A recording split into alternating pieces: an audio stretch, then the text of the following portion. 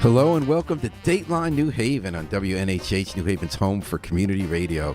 I'm Paul Bass, inviting you to look behind the headlines on the stories that make our community tick. Rabbi Benjamin Scolnic has made our community tick for 40 years, and he's being more than 40. And there's going to be a celebration of that fact this Saturday, March 30th? With a Havdalah event, meaning after sundown, called 40 Years in the Desert. I love that name. Temple Beth Shalom is going to be honoring Rabbi Scolnic for his 40 years. And he's here to tell us about what it's been like to be a rabbi 40 years and where he's going next. And Rabbi Scolnic, thanks so much for coming into Dateline New Haven. It's my pleasure to be with you, Paul. You're sounding good there. Nice and crisp. Good. Okay. And you know, are you jet lagged? Because you just came back from Israel. No, I don't believe in jet lag. I don't believe in exhaustion. Really? Yeah, well, we came back, we were in Israel we're supposed to be there for 4 days. We came back after 3 because of the death of my brother-in-law in Washington. So we had to hit the ground running, and so we really didn't have time for being tired. And did you conduct the funeral? Yeah. How many have you done in 40 years? It's 50 or 60 a year. Really? Yeah. Wow. So you've done thousands of funerals. Yeah. Unfortunately, yeah. And now there's certain things you have to do, like the certain prayers have to be said, Yes. and everyone lines up to say goodbye on the way out. And is there something that's a little different every time based on what you know about the person? Absolutely, because I believe that what you're doing, if you're in my position, is you're evaluating a life, and it's an astonishing moment of responsibility for me. So very often I'm called to do funerals. I didn't know the person. So I talk to all the people. I do my homework. This will sound strange to you, and it'll show you how crazy I am, but I've done funerals with nobody there, and I gave a speech. Right? I learned about the person. There was literally nobody there except for, say, Jimmy Schur, the funeral director. So that actually raises a question to me. Yeah. And it's obviously a multiple answer, whom the funeral is for. Is it for the person who departed or for the people? Well, if there's no people there, it's not for them. Yeah, that's easy, that answer. I want to honor the person. This is a life. And if Judaism believes in anything, it's the value of life. So I do a lot of funerals. If there are 3 or 4 people, and I've done them in the last couple of weeks with 300 or 400 people, it doesn't matter. We're talking about a life, and that life should be honored and valued. And what about the family and the others who are gathered there? What do you think about when you're putting together a funeral in terms of serving them? Well, every family is different, and pain, I don't have any cookie cutter answer to that because every family has different needs. For instance, a funeral I did recently, one of the things I needed to accentuate was the person who had really been there and who had really been devoted. That wasn't to the exclusion of others or to the detriment of others, but this person had gone through a lot every inch of the way for a very long time, and I wanted to honor that devotion. I have to admit that I love funerals and shivas because people are open. Something about death makes people appreciate life more. Open, and also, I think you're right. I think it gives you perspective. It can be, and it need not be morbid. Right. Celebration. I have a little trouble with that word celebration sometimes because I don't think it should be a party.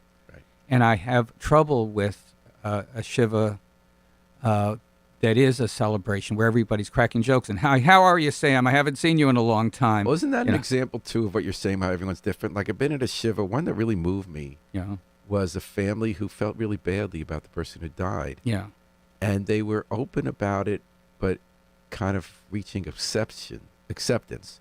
And sometimes when there's humor, it's because the person was kind of I don't funny. mean there can't be humor. I just mean it shouldn't be a party. Right.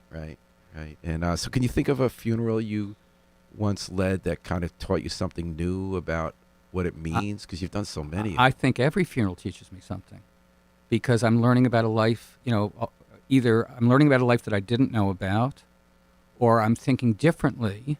Well, let's put it this way. When I do, the kind of research and homework I do, even if I thought I knew the person very well, I'm learning things that I didn't know.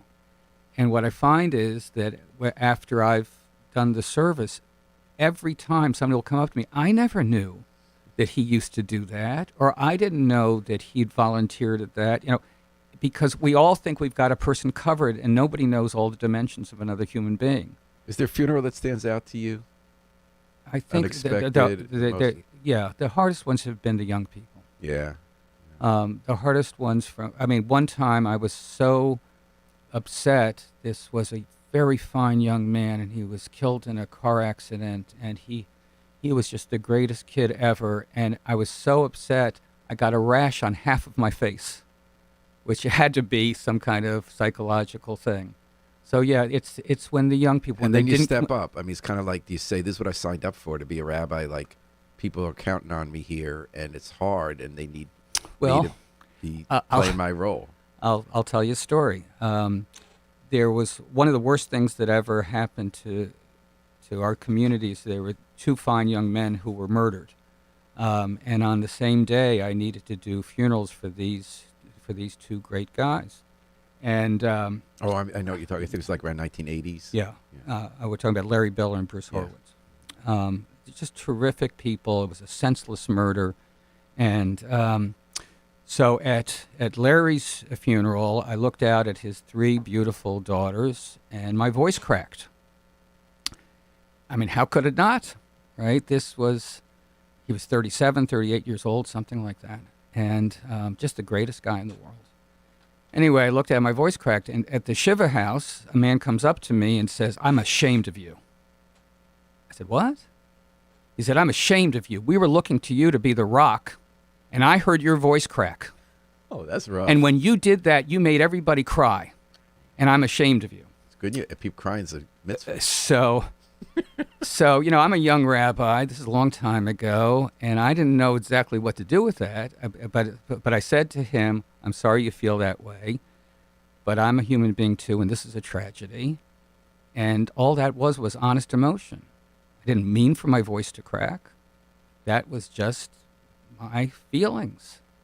Anyway, I called up my dad. My dad was a guy named Rabbi Samuel Scolnic. Oh, he was a rabbi. Right, and that's why I'm a rabbi. He was from the old school. So I said, "Daddy, I want to tell you what happened to me today."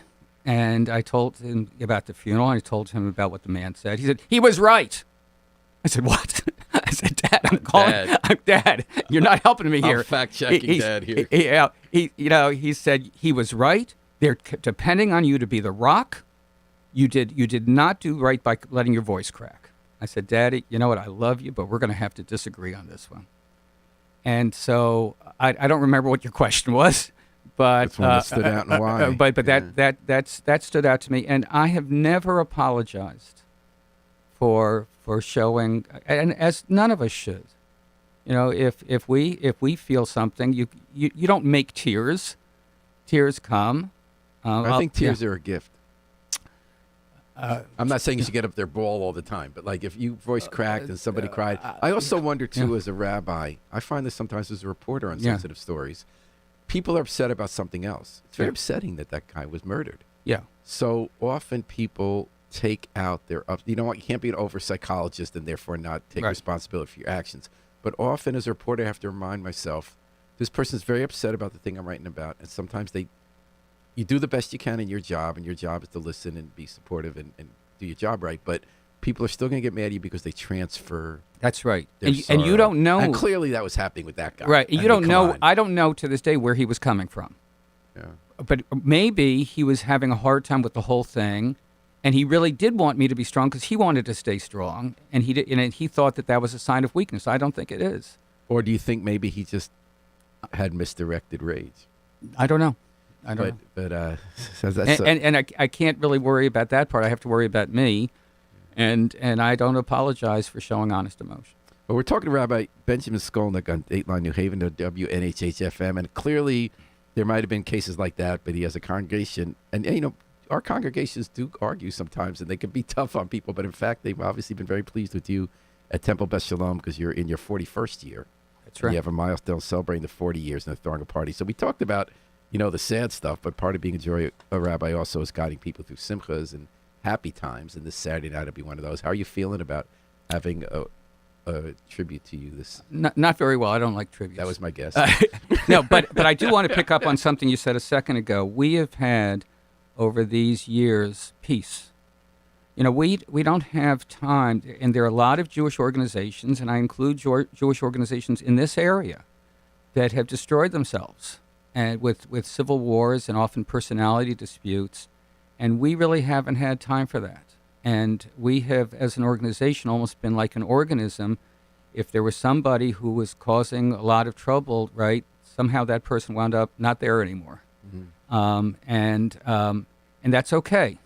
You can't be everything to everybody, but there's so much to do in the community, so much social action to do, so much being together, so much davening, praying together. There's so much to do.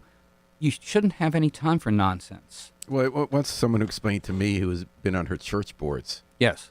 She said she feels sometimes people who don't have power at other points of their life when they get involved on a board. It's not just religious institutions, other kinds of.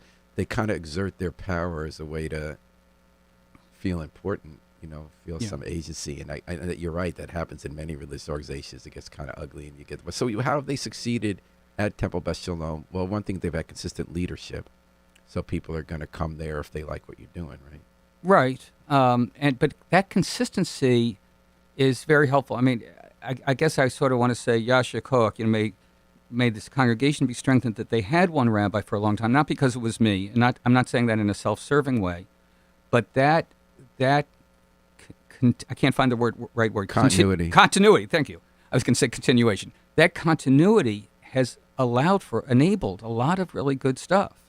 It's also that I have a sense of history of the people. I mean, there are people... Generations. I was going to use the word generation. I've loved people for 3 generations. I've loved, this one and that one and that one. And sometimes I know some of their history better than they know. So that enables... It also makes it much more meaningful for me, right? If I am at the bris or a baby naming of a grandchild of somebody that I've known for 40 years... I'm kvelling. Do I have to translate everything? Nope. I'm kvelling. With them, and I feel that like they do because I've been with them all these years. And yet congregations do evolve. I mean, Judaism evolves. The world evolves. Different generations of Jews sometimes want different things from their shul. Do they want stricter religious observance, stricter kosher in terms of kosher regulation? Do they want to have more prayers in Hebrew or English? Do they want to have a strong daily minyan with 10 people showing up every day to say Kaddish? Have you seen any kind of evolution generationally at your shul that you folks have navigated? I think our shul has focused on spirituality and education. I think those are the 2 main things. That's not to say we don't do a lot of other things, again, with social action and community things, and we have a very strong group that does a lot of wonderful things, very specific, concrete things in the Jewish community, in the outer community, so I don't mean to downplay any of that.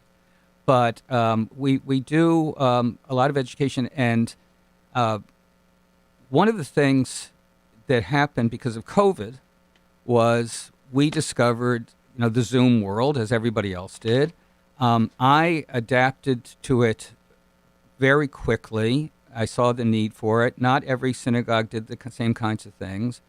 And there were those kashrut questions about not kashrut, the questions about Shabbos. I understand, and I just... People start running the live stream before Sunday. Right. I was one of the people who, before COVID, had said, we will never stream. Right? We will not do that. And I think now that I was wrong, because we had people who are stuck in their homes, who are invalids, and they were the people that asked me, can you stream? And I had said no. I feel guilty about that now. You stream every service like Daily Minyan? We Zoom every service, including Daily Minyan. But the COVID years taught me a lot about a lot of things, as I think they taught us all. But for instance, last night we had a book club that started at the beginning of COVID because everybody was stuck, and I'd always had this thing about every Saturday or Sunday, I'll read the New York Times bestseller list for all these years. And I've never read any of those books. Who has time to read all those books? So I said to everybody, let's have a monthly book club on Zoom. Nobody has anything to do. And we started reading the bestseller list. That's gone out now for, I think, 3 years. So we've read a book a month, 30, and a lot of people said, nobody ever invited me to a book club. Finally, I'm in a book club. I was always jealous of everybody. Is it still only Zoom? Well, if people want to come to the synagogue where I am, that's fine. So like last night we had 35 or 40 people, and we'd all read a book called The Women by Kirsten Hanna, which is the #1 bestseller. But the Zoom has allowed a lot of things. It's also allowed people who've moved away to Florida or California or Texas. They're on the Zoom all the time for Does it services make it or harder these to things. get a minion? Well, it depends what you call a minion. If you Do you call count the Zoom in the minion? we do. Oh, okay, because we don't at our school. We so- count men and women and Zoom. And by the way, we count the women double. Yeah. Oh, okay. It's a joke. It's a I joke. know. Did you guys ever do the book, The Heaven and the Oh, Earth? we certainly did. I just finished that last night. Oh my God, that was a riot. Some of the dialogue in that James McBride. But it's very hard at first to get into. You know, I if you agreed. read, It took if me you a go few back and read chapters. the first few pages, it's all in the first few pages, Yeah. the whole book. But you can't understand a word they're saying. Yeah, but boy, by the time the last 150 pages were hard to stop. It I'm was going surprised so that fast. book has been a bestseller because that's not an easy read. And the way that he gets Jewish dialogue and the way they argue at all shuls, but I guess except yours, Yeah. like their board meeting was one of the best, hilarious. Oh, board meetings I've read. I remember that chapter. I was roaring with laughter. Yeah. Right. So tell me about how you became a rabbi. Say, I didn't realize your father was. My a rabbi. father was a rabbi in one place. Where was that? In Bethesda, Maryland, For how long? from 1955 till he retired too early, because he had a dream of a different kind of shul. So he left a shul that he built up to 800 families, and he left it to start another shul that was 50 families because he had a different kind of dream. But I was. What year was he? How long was he at the first one? No, well he was there I guess about 30 years, something like that. That's not shabby. No. But he could have kept going, and he didn't. It was a mistake. He had a dream of a shul that wouldn't have any dues or any rent or anything like that. He would take care of that, but you had to come to shul every Shabbos, or you couldn't be a member. It's so interesting. I kind of like that idea. It was a beautiful idea. The only thing is, he did it. He had 40 or 50 people coming, which was great. But after having 800 families, he just couldn't take it. So I mean, 'cause then he had to he went find back people to he went to a regular kind of shul. Was the reason there's too much to do for everybody's shoulders, like who was going to read Torah? It was just too different. He couldn't handle his own dream. But That's he was a interesting. wonderful guy and a wonderful pastor and a wonderful speaker. But he also he did a number on me. The number on me was don't be a rabbi. My parents told me every day of my life, don't be a rabbi. And when my girlfriend, who became my fiancée, who became my wife, came at the age of 19 and said, "You idiot! Don't you understand? They have been doing negative psychology all these years, and so you have rebelled by becoming a rabbi, and you have fed right into their hands. Don't you Was she understand?" right? Oh, absolutely. They want you to be. Oh, they from the womb. From the womb. But I didn't know it. So I was at 16 years old at the wall, and I said, you know what? I don't care what they say. I'm going to be a rabbi. And I thought I had this spiritual moment at the wall, right, where God had inspired me to be a rabbi. But it was really just Little your did I know, parents I turning was the puppet. programmed in my genes in the womb. They were feeding me the rabbi medicine. Why'd you want to be a rabbi? I wanted to be a rabbi because it allows me to learn. It allows me to do a lot of the things that I would want to do if I weren't a rabbi. I get to, help people and visit people. I get to teach. I'm forced to know what's going on. I have to be up on everything. But the biggest thing for me is that every day is different. In how many jobs in the world can you say, I never have 2 days that are the same? I'm also in control of my own time. So you can invite me to do this. I can come here. So I have 7 things I need to do after I leave here today. But I'm in control of when I do them and how I do them and things like that. How many jobs do you have in the world where you're in control of your day? How did you come to Hamden? Was that your first pulpit? I was actually an assistant rabbi in Englewood, New Jersey. You went to Jewish Theological Seminary? I went to the Jewish Theological Seminary where I got 4 degrees. Really? I had undergraduate, master's, rabbinical, and I was the first PhD in Bible that the graduate school ever So you had. went to Columbia dual? I went to Columbia Joint yeah. Program, and I also got I didn't understand that you only went to one university. Nobody told me that. I thought, because I was going to Columbia and JTS undergraduate, I thought you kept doing that. So I got a master's in English and comparative literature at Columbia while I was getting a master's in rabbinical school. Nobody told me you're only supposed to go to one place. When we think of rabbis, we think of teachers. So not everyone's a pulpit rabbi. Right. You've written 11 books, you told me. I told you how I read you in synagogue on Saturday morning. Sometimes you have one of the essays in the back of our Chumash, Eitz Chaim, about how one whole thing about how to read the Bible more literally and how people look at it more figuratively and how we understand what we're reading. Did you think you wanted to scholarship, or did you think you wanted to be a pulpit pastor, rabbi, or is it just both? Well, at the seminary, they wanted me to be a scholar. And so when I was when I was in Englewood, New Jersey as an assistant rabbi, and the chancellor of the seminary said, "Look, we want you to be a scholar, and where would you like to go in the world?" So we went to Israel for a year with our little daughter Rachel, who now works here in the community, and we spent a year there. And against their wishes, I rebelled and said, "No, I want to be a pulpit rabbi." Maybe they were like your parents, and they were trying to trick you into. I don't know, but anyway, but the wonderful thing again about being a rabbi is I've had a congregation that have been really great about me writing, and they are often sort of my focus group. I've had a Wednesday night Bible class all these years from the very beginning, and very often the article I'm writing is something that I'll present to them. And they give me terrific feedback. So I have the kinds of people in the congregation who like scholarship and who like new ideas, and who don't mind, disagreeing with me or questioning me or things like that. What about raising a family when you're a rabbi? What's that like? You have 4 kids. We do have 4 wonderful children, and we do not have 6 grandchildren. Right? There's a Yiddish thing: you never count your grandchildren. So. I'm not going to say that there weren't times when it was hard. I think the hardest times, as I remember them, is when we'd be away. We'd be on the beach in New Jersey or something like that, and there would be somebody who'd be sick, or I'd want to come back early for the funeral. Those were times of incredible tension. Did it always happen? It always happened. Yeah, that's what I thought. It always happened. And I remember, days on the beach when I was on the phone the whole time. Because some rabbis would fill in for others when they were away. Like I remember Herb Brock would fill in for Rabbi Tilson.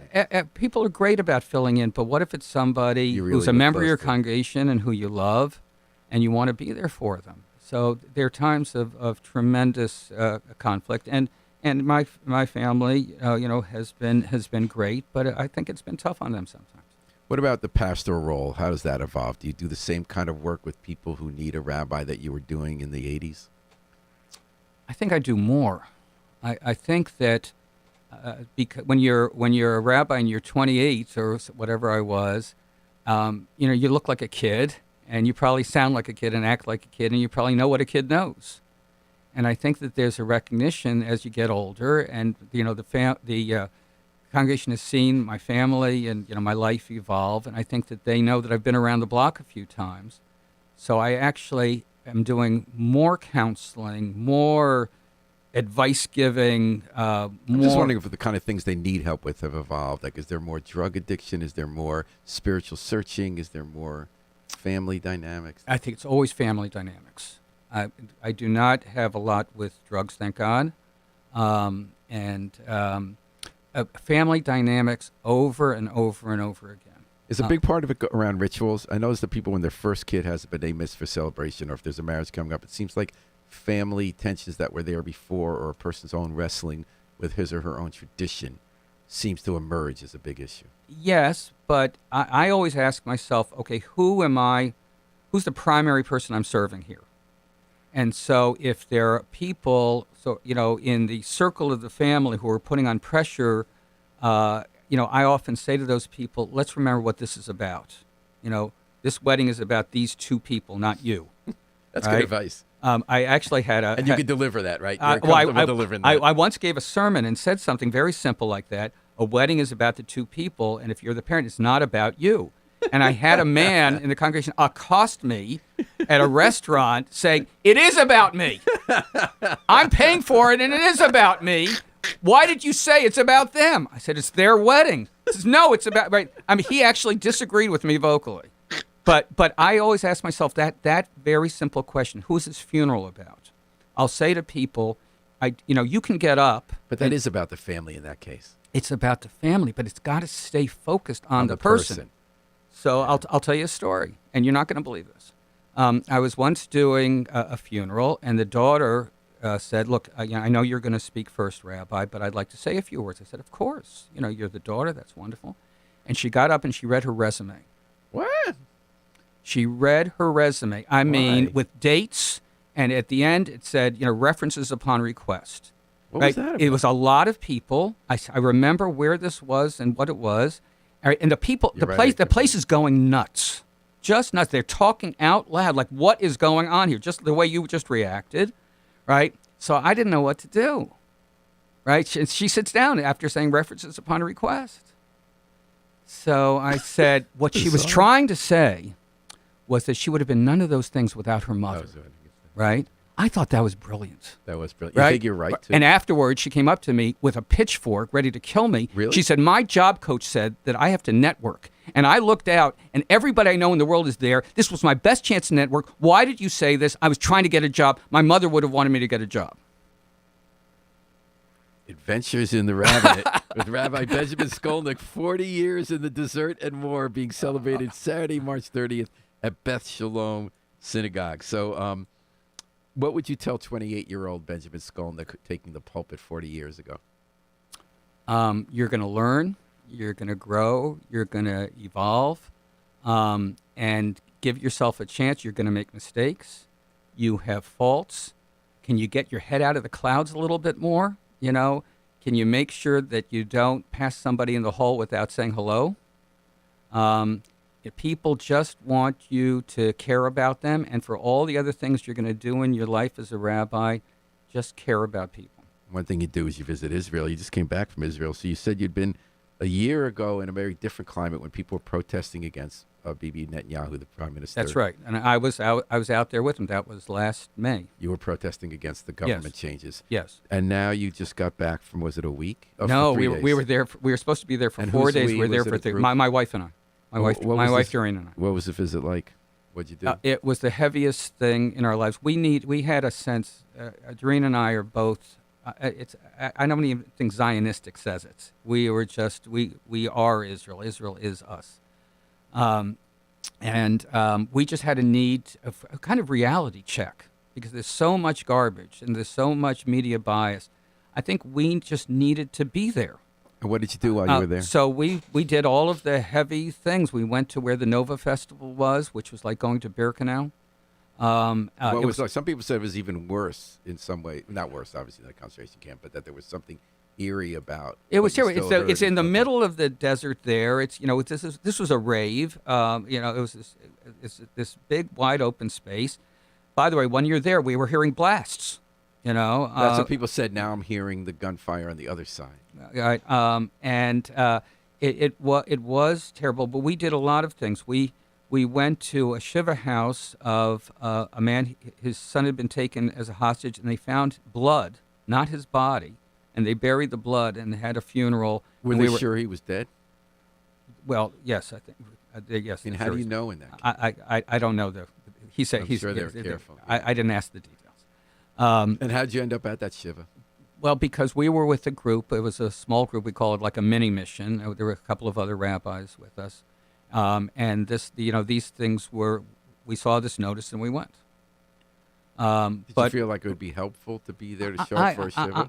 I don't even know if it's helpful. It can't not be. But Yeah. people were coming up to us in the streets because clearly we're American, and just thanking us for being there. I don't know. Maybe the word solidarity is too big a word, but just they know that the whole world is so nasty and so cruel and everything like that. They need to know they're not alone. I've been hearing a lot more about how eerie it is on borders, northern and southern, where it's kind of abandoned zone. Did you notice anything about that? Where people have not been able to. Well, we didn't go north. I mean, they're bombing today in the north, Yeah. and that's going to be the next fight. And everybody in Israel is very clear that after things get to a certain point, and with Rafah and Gaza, this can't go on. I mean, we saw a lot of, I call them refugees from the north in Kiryat Shmona and all of these places who haven't been in their homes in months. In months. No country in this world would tolerate being bombed all the time. So is there an eeriness? Yeah, but I want to tell you something. We were with Israeli soldiers. One of the things we did is we did a barbecue for soldiers the night before they were going into Gaza.